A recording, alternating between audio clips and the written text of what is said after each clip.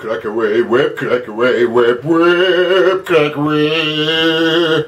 It's 2014, it's November, it's the run up to Christmas. We've got to buy some new shit. I mean, you know, it'd be rude not to. But we're not interested specifically in games. I mean, like I said, it is coming up to the holiday season, like the Americans like to say. It's coming to Christmas. What new shit is out there, hardware-wise? And I've kept my eye on this release now, as regards to the build-up to the release. And there's not actually been much about this at all. I haven't seen... Oh, well, I haven't really looked, to be honest, but it's not been in our faces, I don't think, here in the UK. And it's in respect of the release of the PlayStation TV. Now I won't show you the box because I actually want to talk about the box, even though the box isn't that interesting, but the size of it probably is. PlayStation TV. It's been out in Japan now for, ooh, I don't know, is it sort of getting on for 12 months? Was it sort of this time last year in Japan it was released? Can't remember. I'm not sure how long it's been out in the US, or actually whether or not it came out in the US fairly recently, i.e. The past couple of weeks. But anyway, it came out in the UK on Friday just gone. And I thought, sod it, I've got to get it. Well, I don't really actually know that much about it, to be honest. It's just it's a new bit of hardware. It looked pretty funky, and I thought, oh bollocks, I'll go and buy it. And I bought it, and it's here, the PlayStation TV. The box is pretty minuscule, I'm going to be honest. It is extremely small, extremely small. Let's get my iPhone 6 out. That's the iPhone 6, and that's the box. It is actually not as tall as my iPhone 6. It is a pretty small package. Cost, I think it was £85. So it wasn't a fat lot of cash, and I thought if it's a total piece of shit, it's only £85 worth of total piece of shit. But hopefully it won't be. Looking at the box itself, as regards to some of the bullet points that are on the box about actually what the PlayStation TV does. The primary use of the PlayStation TV is to enable you to play Vita games on it on your TV, and also download and play appropriate PSP games off the PSN store. Something else as well the PlayStation TV does is that it's got some form of built-in internet connectivity as regards to playing or watching, or watching films. I presume this is all through the PSN shop or store. But one of the other great features about this, and it could be quite interesting actually, especially for me if I use this downstairs on the main TV downstairs, is that you can via a wired connection on your local home network is remote play PS4 games. It will stream them. It'd be interesting to see how that works, if there's any lag or anything, but that's quite a nice convenience thing really. If you've got your, well, perhaps I'm pretty weird in that way, but my PlayStation 4 is here, it's upstairs, this is my gaming environment in reality. I don't really game that much on my home TV downstairs, but this will enable me to do that fairly painlessly. In theory, I can have this downstairs, switch to PlayStation 4 on up here, don't have to move any of that, and I can remote play. And it appears that it remote plays with the PlayStation 4 controller, as you'd expect. Us actually, remote play would be pretty useless, wouldn't it, if you couldn't do that? So, yeah. Let's crack it open and see what's inside the box. You do get a voucher, by the looks of it, to download some free games. I expect they're going to be pretty mediocre. Okay, looking at the box, you've got a voucher to include, which includes Worms Revolution Extreme, Velocity Ultra, and Ollie Ollie. I don't think I've got any of those currently on the Vita, so there'll be new games. Might have Velocity,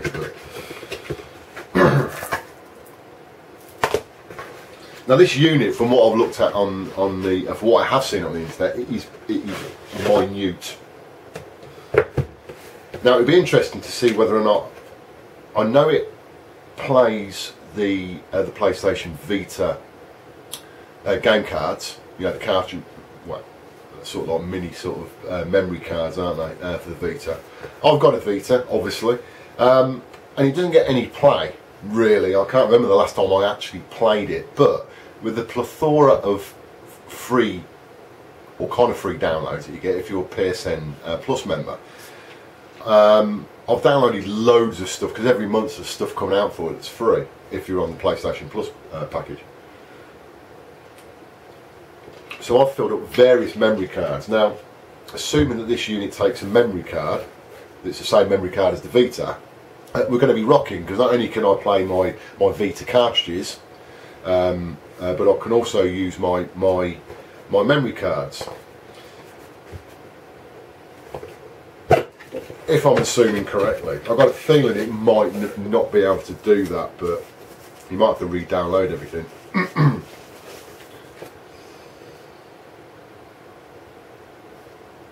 Oh, no, it looks like... yeah, perhaps I need to do a bit of... yeah. I need to do a bit of reading up, don't I? So that's the unit. It is so small, it is unbelievable. That's the unit there. So you've got various ports on the back of the unit. You might not have to see those on the camera depending on the light. That is the front of the unit. It is, I mean, this is small. Again, if I get my iPhone 6 out, that is the actual size of the console effectively. It is amazingly small, amazingly small. Looks pretty nice actually. So on the back of the unit you've got power in, you've got a network connection, you got HDMI out, you've got a USB port, and you have a, I suspect that would be a game cartridge port. I did read something somewhere that not all Vita games are compatible with it, but I'm not sure whether that's been changed with firmware updates. But so it doesn't look like it's got a memory card slot, which is a bit of a shitter, because that means I can't use my Vita memory cards, which isn't great. So it must have a it must have an inbuilt memory capacity. Christ knows what that is. I mean, like I said, I've been a bit blasé with this purchase. I haven't done any research on it at all, so this could be an absolute howler. Right, so in the box, yeah, okay, you got HDMI cable, you got power adapter, and that is pretty much it. That is what you get for your 85 quid. So yeah, not a lot in the box, but you know, it does look awesome. If nothing else, it looks nice for 85 quid. So what I'm going to do, I'm going to cut the video, I'm going to have a bit of a play around with it, do a little bit of research online, see what I can, what I can't do, and I'll come back and carry on filming. I've had some time to have a bit of a play with the PlayStation TV. There's a number of points worth mentioning about this device. One is yes, it does have a memory card slot, so you can use an existing PlayStation Vita memory card in the device. The device only comes with 1 gig internal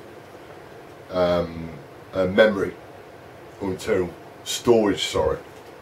So you're fairly limited to actually what you can actually download onto the device from the PlayStation Store. So you have the ability of using the PlayStation Vita memory cards, which are hideously expensive, but anybody that's got a PlayStation Vita will realise that. But at least you can still use those cards in this device. The device does take PlayStation Vita gaming cards, like I said before, and they actually go on the side of the unit there. And that slot at the back is the memory card slot. So that one that I alluded to at the back is the memory card slot. So that's where you put your memory card. So you're going to probably have to get a memory card if you haven't already got one. But presumably, if you're going to be buying a device like this, it's because you've already got a PlayStation Vita, in theory. Now, one of the limitations of this device, well, not so much the device, but I suppose really around the PlayStation Vita, this device only outputs up to 1080i, and that's I interlaced, and that's not progressive, it's interlaced. But the automatic resolution on the device it picks is 720p. Now, if you think about the PlayStation Vita, the native resolution of that screen is actually quite a bit lower than 720p, and all the device does is effectively upscale it. Now, playing a PlayStation Vita game on a big screen doesn't look particularly great, I've got to be honest, to the point that I actually think it looks pretty nasty. It looks very similar because the resolution is fairly low. I think the resolution is about 5. I can't think what the resolution of the Vita screen is. It's 900. Excuse me, 900 and something, I think, by 500 and something. And the games themselves look very much sort of PlayStation 2 type resolution. You think about PlayStation 2 being able to output either 480i or 480p. It's very close to what a PlayStation 2 resolution would look like. In that respect, it's quite disappointing playing PlayStation Vita games on the big screen. And like I said, to the point that actually I wouldn't even want to use this device to play those games, because it does look a bit crap, to be honest. The user interface on the PlayStation TV is exactly the same as a PlayStation Vita. So if you're used to that user interface, that UI, it's exactly the same on the PlayStation TV. Now, if you've got a PlayStation Store, so anything that you want to download that's on PlayStation Store should work on the PlayStation TV as regards to Vita games, PSP games, PlayStation 1 Classic games, and also any of the other emulated type games that are on PlayStation Store. It won't play PlayStation 3 games. So you've got that facility if you want to have it, but the games aren't going to look particularly great because of the low resolution of those games. On the PlayStation Vita, it looks brilliant. You know, the native games for the console look outstanding, and anything you download off PlayStation Store looks outstanding. But on the big screen, because like I said, it's not doing anything with the resolution, it's just upscaling it, and it is quite blocky. It really is. So, as a means to wish to play PlayStation Vita games or certain PlayStation Store games on a big screen, be very aware, guys, that it won't look particularly pretty. If that doesn't bother you, then that's absolutely fine. But for me, it's like, you know what, I'd rather play on the PlayStation Vita if I want to play those games. I'm certainly not going to be using the PlayStation TV for that. You've got the facility as well off the PlayStation Store to download or watch films. Again, that's of no interest to me personally. I've got Sky, so I don't need any facilities like that. If I want to do something like that on a big screen, I'd use Netflix or something. So it's a bit of a sort of a mute point in that way for me. It is. Finally, we'll look at we'll not look at it because it's not worth showing you, but I'll have a quick discussion with you or inform you about the use of this device with a PlayStation 4 for remote play. Now, there's a couple of ways that you can configure these devices to work with PlayStation remote play on your PlayStation 4, either wired or wireless. Now, if you use wireless connectivity, so wireless on your home network, if you use wireless between your PlayStation 4 and your router, and then wireless between the router and the PlayStation TV. You get downgraded graphics. You get downgraded graphics anyway, because the resolution of PlayStation TV is only 720p, so you're going to get a downgrade anyway on the PlayStation 4 graphics on remote play. But you get an additional downgrade of graphics if you are using a Wi-Fi connection between those two consoles on your home network. And with wireless, the lag, the controller lag, is hideous. It's unplayable to me. I just had a quick blast of Drive Club, and you just couldn't play the game. You just couldn't play it. You move the joypad, thumbstick, and it took a measurable amount of time for your vehicle to actually do anything. So you can't use it on that. So it's actually worthless on wireless. I then went back, reconnected everything back up, but wired. So I connected the PlayStation 4 wired to my router, and the PlayStation TV wired to my router. Slight improvement in graphics, but there's still lag there. Nowhere near as much as what there is on wireless, but again, I think it's an amount of lag where to me it's unplayable. If you go straight to, if you flip out of that and just play it on the PlayStation 4, natively, the game on the PlayStation 4 through the PlayStation 4, there is no lag, as you'd expect, and the controls are really responsive. And this isn't a racing game, so it's a bit shit, to be honest. I've got to be, you know, it's not great. It really isn't great. Unless they improve that, then there is no benefit into remote play, because it just doesn't work properly. You know, the graphics don't look great because it's downgraded. The picture looks a bit muddy, and there's a fuzziness about it. But actually, I could perhaps see past that if I'm playing on the screen downstairs, which is a bigger screen, but I'm sitting a lot further back than what I am here in the office, looking at this screen here, and this is what I tested it on. So I possibly wouldn't notice it as much downstairs, but the lag is just not right. It's just, you know. So unfortunately, as a device, I think it's fundamentally flawed. It's just useless in my eyes. I mean, if any of you guys have bought this PlayStation TV and you've got a different view on it, then let me know in your comments. But I just think it is an utter waste of 80 odd quid. Keep your money, you know, guys. If some of you guys are thinking about buying this, I would suggest don't spend your £85 or £89, whatever it is, on something that's actually semi useful, because this device to me just is not useful at all. You know, you can't play remote play on it because of the lag.